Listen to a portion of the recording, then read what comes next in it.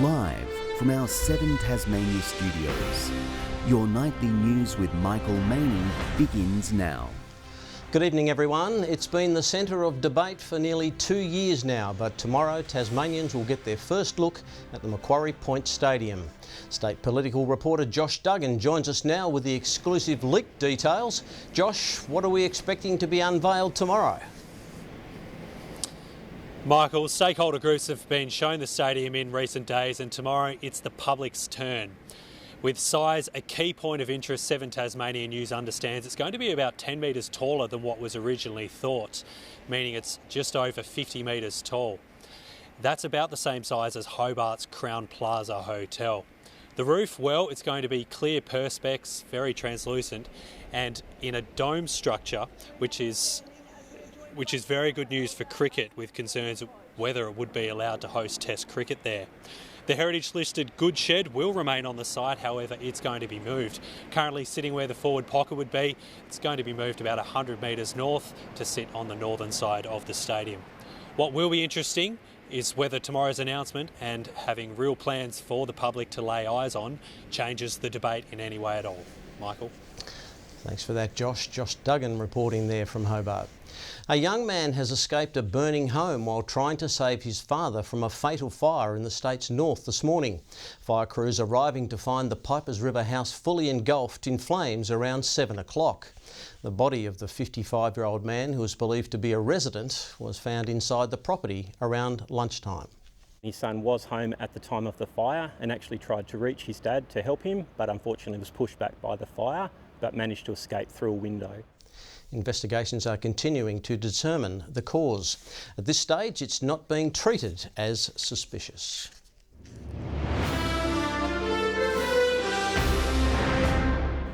The state government slipped further behind schedule on the Commission of Inquiry response. Last month, the Premier revealed only 44 of 48 actions with a July 1 deadline would be completed on time. It's now been revealed 3 more are delayed. Dropped behind on the updated recommendations that they said they would implement. What's going to happen with future recommendations? At the end of the day, what we need is a good, sound response that will withstand the test of time rather than being concerned about a particular timeline. Among the newly delayed work is developing a professional conduct policy, legislation requiring contractors and volunteers to follow that policy, and developing a guide for the public on reporting mechanisms.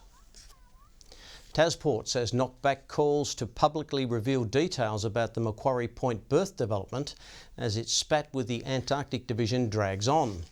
The 4 Greater Hobart mayors want costings released to justify the 13-fold price rise being demanded by Tas Ports. We think if they were more transparent, it would be helpful for resolving this issue. I mean, this has gone on for more than 2 years, and we're at serious risk of losing the boat and the Antarctic Division from Hobart.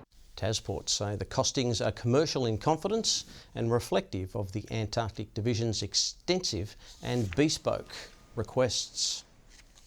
It's a Saturday trip to the pub like no other, and it's taken a Tasmanian town by storm. Northern Hunt Club riders getting back on the horse for a morning ride in search of a top drop. No designated driver, no problem, as long as you have a designated rider in tow. The Northern Hunt Club saddling up for a pub run like no other. Imagine best day ever where you get to take your pets as well. It rates pretty highly. 46 riders, their horses and a pack of hounds taking their hunt for a pint to the great outdoors. Landing on the main street of Carrick. They're all out the front of their houses. There are cars that just pull over and watch. The standout English-style meet steeped in tradition. It's the 5th year keen riders have gathered for the event, raising funds to keep the club on the horse. Our club did get quite small there for a while and looked like it was going down the drain. Young and old taking part. Club legend Sandra not letting 3 hip replacements stop her from leading the troops. My passion is to have people enjoy their horses, have fun with their horses and be safe. A cheeky glass of port, a sipping incentive. and we have a little glass, about half full of port. Some people have two, but one is sufficient for me.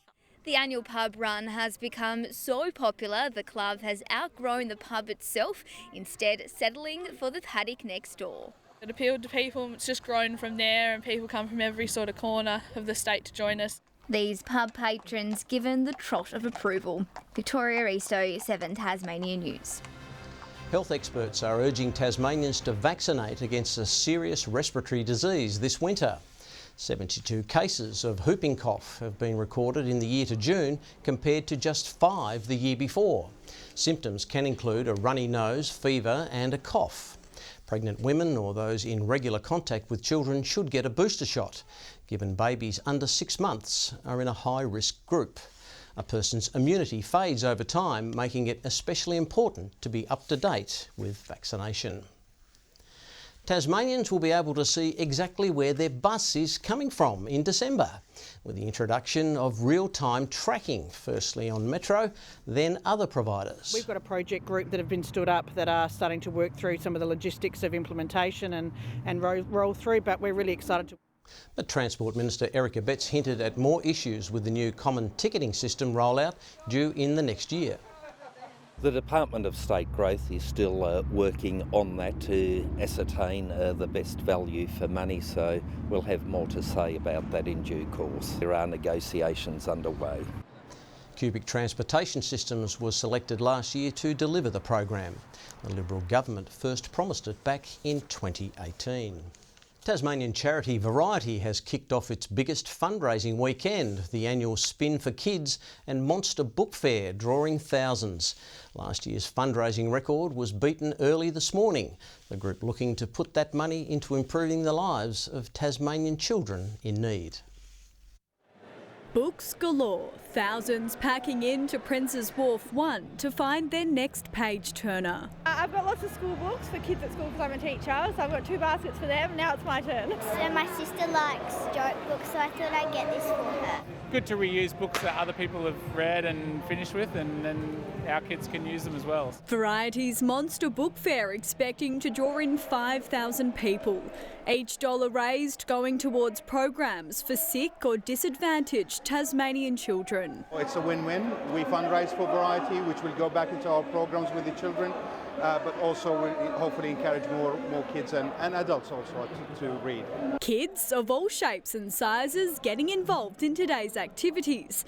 The event not just for bookworms, 87 people choosing to spend their Saturday spinning for kids. The 5-hour challenge seeing competitors surpassing last year's goal of $21,000 well before crossing the finish line.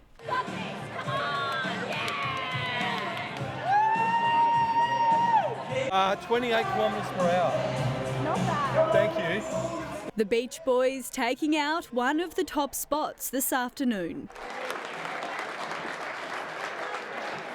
If you miss today, there's still tomorrow. Organisers hoping even more people pack in to help bag a bargain while raising vital funds. Ruby Cairns, 7 Tasmania News.